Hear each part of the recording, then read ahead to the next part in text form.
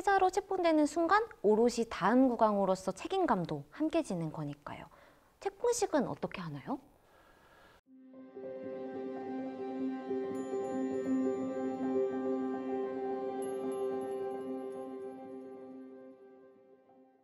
세자 책봉식에서 가장 중요한 것은 문무백관과 종친들이 보는 앞에서 왕이 세자에게 죽책문과 교명문, 세자인을 전해주는 것입니다.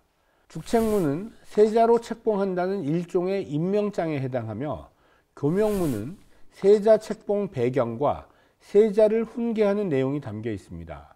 세자인은 세자를 상징하는 도장이고요. 행사의 의미가 컸던 만큼 엄숙하게 진행되었는데, 이 의식에서 세자는 최고의 예복인 면복을 입었습니다. 책봉예에서 이 면복을 입는 것은 매우 중요한 의미가 있습니다. 즉, 단순히 왕자 가운데 하나였던 위치가 왕위를 이을 세자로 지위가 상승했다는 것을 의미하는 것입니다. 이후부터 그 지위와 역할에 맞는 예우와 조치를 받게 될 것임을 뜻하는 것이죠. 예우와 조치는 어떻게, 얼마나 달라지게 되나요? 일단 세자로 책봉되면 동궁으로 거처를 옮기고 본격적으로 제왕 수업을 받게 됩니다. 또한 세자로서 참석해야 할 국가 의례도 많아집니다. 국조 오례의 규정을 보면 왕세자는 국왕이 주관하는 행사에 반드시 참여해야 했습니다. 즉, 각종 책봉 행사며 중국 사신의 영접, 종묘와 사직의 제사까지 국왕을 보좌하였습니다.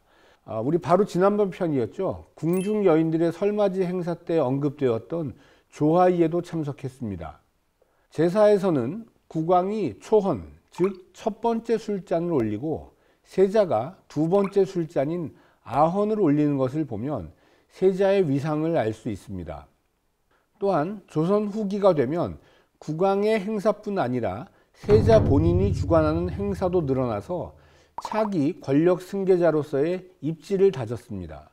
가장 달라진 위상은 세자 궁이 독립되면서 별도의 인원과 예산을 책정받고 호위기관인 세자 이귀사와 교육기관인 세자 시강원이 설치된다는 것입니다. 전편에서 정월 초하루 왕세자가 얼마나 바쁘게 돌아다녀야 했는지 정리한 적이 있었죠.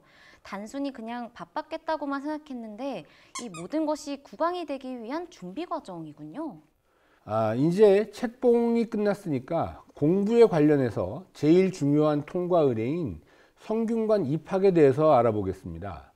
세자로 책봉되고 나면 바로 길이를 택해서 입학의를 행하게 됩니다. 그럼 세자도 학교에 다녔다는 얘기인가요? 설마 왕세자가 성균관에 입학해서 다녔다고 생각하시는 건 아니겠죠? 왕세자의 입학이란 왕세자가 성균관을 방문하여서 공자를 모신 대성전에 참배하고 명륜당에서 성균관 박사에게 제자로서의 예를 행하고 가르침을 청하는 것입니다. 이는 한 차례 행사로 끝나는 것이고 왕세자가 성균관에 다니는 것은 아니었습니다.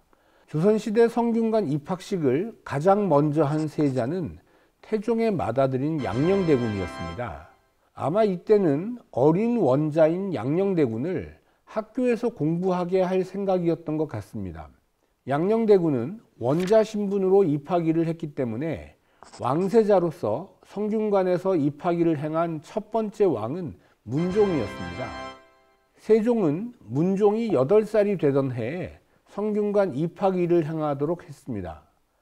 왕세자 입학이 역시 국조 오례이에 규정되어 있는데 조선왕조실록에도 문종과 단종, 예종, 정조 등 각 시대의 입학의가 자세히 기록되어 있습니다.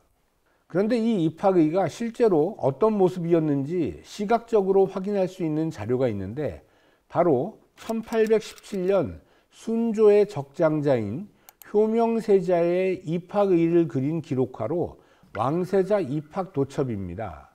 이 그림은 4종의 의식 절차를 6장의 그림으로 수록하고 있는데요.